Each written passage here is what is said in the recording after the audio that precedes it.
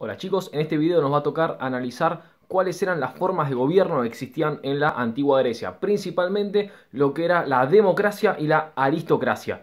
Un par de cuestiones para empezar de cosas que tenían en común estas dos formas de gobierno, en base a lo que ya habíamos visto en las clases anteriores. Tanto en la democracia como en la aristocracia, los únicos que podían participar del gobierno eran los hombres. Las mujeres, recuerden que estaban desplazadas, estaban excluidas de la participación política, estaban en un rango inferior en la escala social en las polis griegas por el simple hecho de ser mujeres. No podían proponer leyes, no podían votar leyes, los únicos que votaban eran los hombres. Eso era tanto en las polis democráticas como en las polis aristocráticas. Otra cuestión también en común que tenían estas dos polis, estas dos formas de gobierno, era que el poder no estaba en manos de una sola persona. Ya no existía el basileus, no había reyes, tampoco existía una tiranía en esta antigua Grecia, sino que el poder estaba en manos de un grupo de personas. Que bueno, ahora vamos a explicar también las diferencias entre cada uno. Y la última cuestión en común que tenían tanto las polis democráticas como las polis aristocráticas en la antigua Grecia es que tanto unas como otras buscaban imponer su forma de pensar, su forma de gobierno al resto de las polis. ¿Qué quiere decir esto? Que una polis democrática, por ejemplo Atenas, buscaba que todas las otras polis de Grecia también fueran democráticas y estén aliadas a Atenas.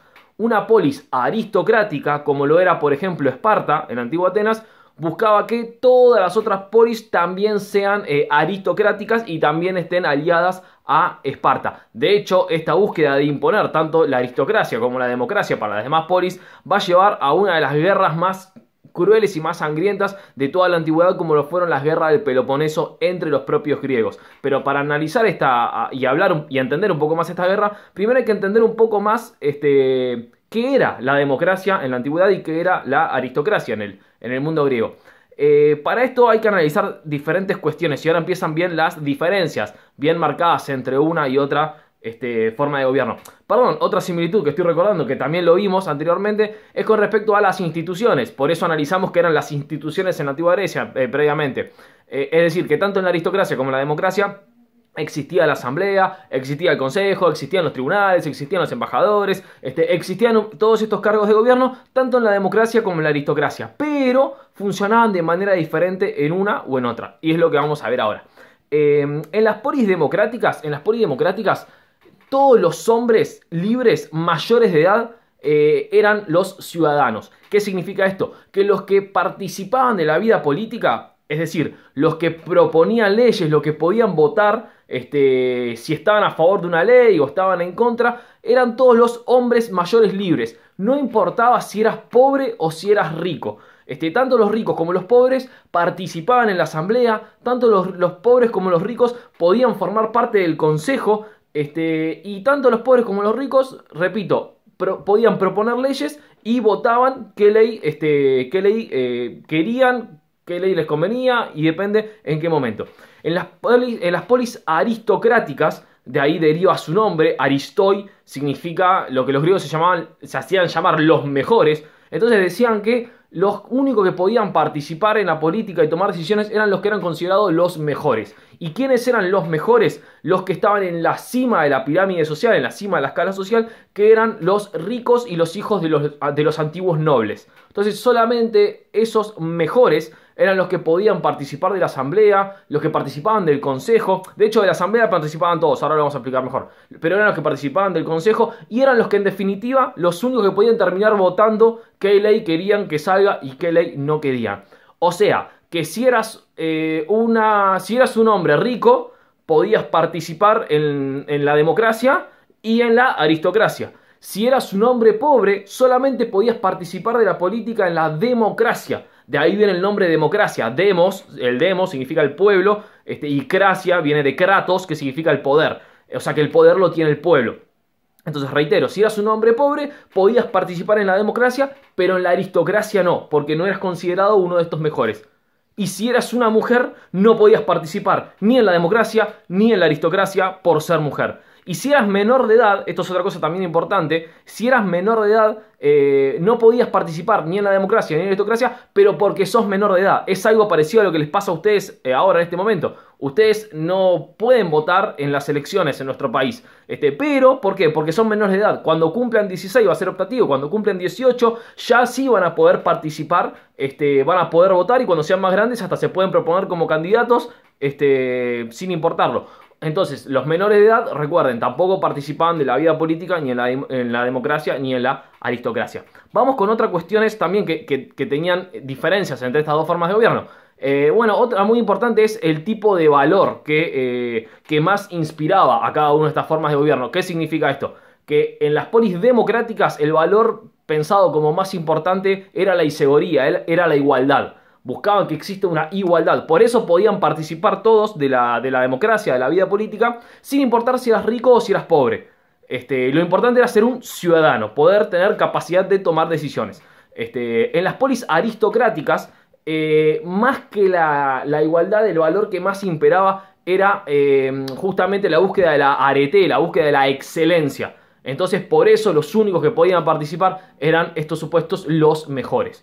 Otra diferencia muy, muy importante es que, bueno, hay que pensar también que si las leyes en una democracia eran propuestas por todos, este sistema lo que estaba orientado a buscar era tratar de buscar el beneficio de todos. Ahora, en una aristocracia en donde las leyes son hechas solamente por un grupo chiquitito de personas, que solo a ellos se les permite participar, y las leyes iban a tender a favorecer a ese grupo chiquitito de personas. ¿Por qué? Y porque ninguno de las otras personas iba a poder proponer algo distinto, iba a poder planificar algo diferente. Entonces, por eso en la democracia todos podían participar. A lo mejor el pueblo terminaba votando algo que beneficiaba a algunos pocos, a algunos chiquititos. También podía pasar, y de hecho ha pasado y sigue pasando hoy en día. Pero la posibilidad de participar, de votar, de postularte y de proponerte, la tenían todos en la democracia. En la aristocracia era un grupo más cerrado, donde solamente participaban un grupo muy chiquitito de personas, y por lo general las leyes favorecían a ese grupo pequeñito de personas. Otra cuestión importante también es la participación en los cargos. En las polis democráticas siempre se iba rotando en los cargos, siempre se iba votando. Bueno, de hecho ahí ustedes tienen para leer la manera en que se manejaba la polis de Atenas, que tenía la asamblea y tenía un consejo, que este consejo era el consejo de los 500. Se fue modificando a lo largo de la historia, pero bueno, el más importante, el más recordado es el consejo de los 500, en donde eran 500 ciudadanos, 500 atenienses, de los distintos demos, de las distintas tritias, que participaban, iban por sorteo. Cada año se sorteaban distintas personas y participaban del Consejo de los 500. Entonces, estas personas que entraban por sorteo estaban un año, y en este Consejo de los 500 eran los que proponían las leyes. Bueno, yo propongo tal ley, propongo que arreglemos la muralla, propongo que mejoremos, no sé, qué sé yo, tal río que es medio peligroso, propongo que realicemos relaciones comerciales con tal pueblo que tiene cosas que nosotros necesitamos. Entonces se proponían las cosas. Y de este consejo siempre vos estabas un año participando y después te tenías que ir. Y por sorteo le tocaba a otra persona que no había estado en este consejo previamente. Todo lo contrario en la aristocracia. En la aristocracia, las personas que llegaban a los cargos de gobierno se quedaban ahí para siempre. Por ejemplo, en Esparta teníamos a la Jerusía. La Jerusía era un consejo de ancianos. Era un consejo de ancianos que, justamente por haber vivido mucho tiempo, eran personas que tenían mucha experiencia, eran personas muy sabias y formaban parte de esta Jerusía. Y una vez que llegaban a formar parte de esta Jerusía, se mantenían hasta que pasaban a mejor vida, por así decirlo. Pero una vez que llegaban a ese consejo, ocupaban ese cargo para siempre. No es que si hacían algo mal o algo que no les gustaba, pum, salían del consejo ese y podían llamar a otra persona. No, los cargos eran permanentes en una aristocracia. Diferente a la democracia, donde los cargos se iban rotando constantemente. Primero estaba uno y después le tocaba estar a otra persona.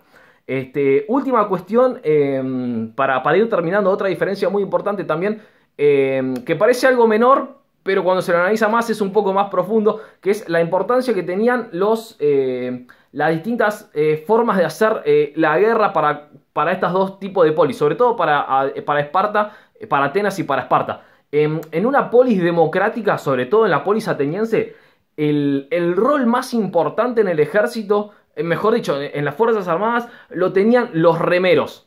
Los remeros, ¿por qué? Porque Atenas tenía la mejor flota de toda Grecia, para el siglo V a.C. Tenía la mejor flota de toda Grecia. Y para ser un remero, las personas que eran los remeros no eran personas muy ricas, sino que justamente eran personas pobres. Entonces, estas personas pobres eran personas que tenían un papel muy importante en la sociedad, a pesar de ser pobres. ¿Por qué? Porque podían votar en la asamblea, podían participar del consejo, podían participar de los tribunales, y también era muy importante para las guerras, porque al tener que mover las trirremes, al tener que mover los barcos, eran fundamentales para poder combatir y pelear en las guerras. Entonces, a pesar de ser una persona pobre, vos en Atenas tenías un peso muy importante para tu sociedad. Todo lo contrario en Esparta. En Esparta, que era una polis aristocrática, el máximo peso del ejército estaba justamente impuesto en los homoioi, en los aristoi, en los mejores. Estas personas, que eran los únicos que podían participar del gobierno, también eran los únicos que podían participar de la guerra. En realidad no eran los únicos que participaban, los periecos también participaban, pero eso lo vamos a ver más adelante. Pero estos homoioi, estos espartanos, eran los que con su escudo, con su lanza y con su espada y con su capa, eran los que manejaban absolutamente todas las cuestiones de la guerra. Entonces, las personas pobres que no eran ciudadanas en las polis aristocráticas, no solamente no eran importantes para la cuestión de la política, porque no podían votar, no podían proponer leyes, no podían hacer nada de eso, sino que también tenían un rol secundario en las cuestiones de la guerra. Porque eran lo que se conoce como infantería ligera, pero tenían un rol secundario, como que eran apartados también en una de las cuestiones más importantes. Recuerden siempre, chicos, cuando estamos hablando de este tipo de sociedades, estamos hablando de sociedades en donde la violencia estaba todos los días a la vuelta de la esquina y constantemente existía una amenaza exterior, y había un estado de guerra latente, un estado de guerra permanente, en donde en cualquier momento había que agarrar la espada y salir a defender tu ciudad. Pero bueno, en un tipo de mundo que se movía de esa manera, ocupar un rol en las Fuerzas Armadas era algo fundamental, era algo importante para tener prestigio y reconocimiento también social. Entonces, recapitulando, en las polis democráticas, las personas ricas tenían un papel muy importante porque podían proponer leyes, podían votar. Por lo general eran los estrategos los que dirigían las campañas militares. Pero las personas pobres también tenían un papel muy importante, porque también participaban en la asamblea, también votaban y también eran importantes en la guerra.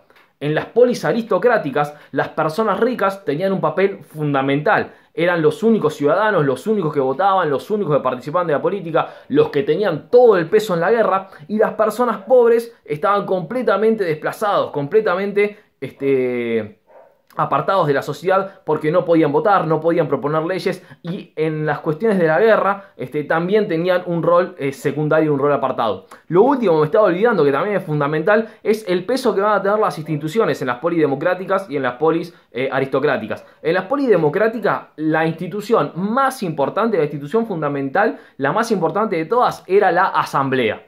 La asamblea, en donde se reunían todos los ciudadanos y votaban. Podían votar a mano alzada o podían pasar con una ánfora, con una especie de urna, lo llamaríamos hoy en día, y antes de votar le daban a todos los ciudadanos dos piedritas. Una piedrita blanca y una piedrita negra. Entonces, no sé, por votar, qué sé yo, vamos a votar si queremos hacerle la guerra a tal polis. Bueno, pongan la piedra blanca si quieren hacer la guerra y pongan la piedrita negra si están en contra de hacerle la guerra. Entonces pasaban con la urna y cada uno ponía la piedrita que quería. De esa manera el voto era secreto. Y bueno, después se contaban las piedritas y se veía la resolución que se tomaba. Pero volviendo a la cuestión de fondo. En la democracia la institución más importante era la asamblea. Es más, la asamblea podía llegar a votar cosas que estaban totalmente en contra de todas las leyes anteriores, pero si lo votaba en la asamblea, si lo votaba el pueblo en la asamblea, eso era ley y se tenía que cumplir. Por eso el poder estaba en el pueblo, el poder estaba en el demos reunido en asamblea. En las polis aristocráticas, la asamblea solamente era consultiva, solamente para consultar. Che, ¿qué les parece? pero el mayor peso de las decisiones las terminaba tomando el consejo, que por lo general este consejo, como yo le decía, no estaba rotando, sino que siempre eran exactamente las mismas personas que estaban ubicadas y que por eso eran las mismas personas las que terminaban tomando siempre todas las decisiones.